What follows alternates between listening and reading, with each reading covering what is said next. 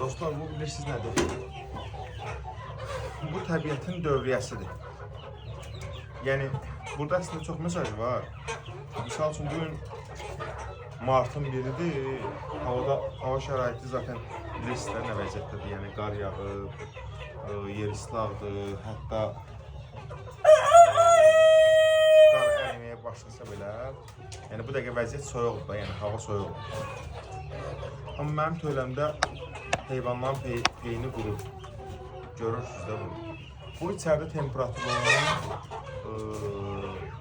bu heyvanlar 4 ay yarımlıqlar başlayır. 4 ay yarımlıqlar. Yəni hal-hazırda içəri temperatur 25-27 dərəcədir.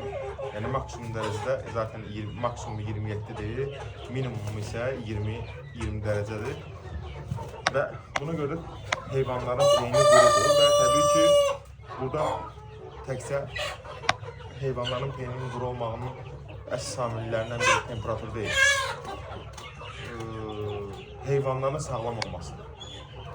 Onu da qoyuram bir kənara, bunu sadəcə sizlər üçün məlumat üçün video çəkirəm. Yəni heç bir maarifləndirici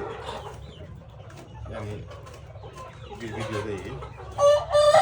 Çalışın heyvanlarınızın yerini isti saxlayın qış aylarında. Yəni çünki xəstələnməyini istəmirsinizsə. Ondan əlavə bu təbiətin dövriyyəsi dediyim bu məsələ, bu onların yazdıq otunun çıxması üçün təbii gübrədir. Yəni bu gördüyünüz. Yəni mən indi bunları həyətdə qarın altında yatan yoncanın daha sürətli inkişaf eləməsi üçün, yəni qar əriyəndən sonra yaza doğru daha sürətli inkişaf eləməsi üçün mən bunu çox cüzi bir miqdarda, yəni artırlamasıyla, bollamasıyla yox. Çünki nə bilirsiniz də, toyuqların peyni çox güclü olur.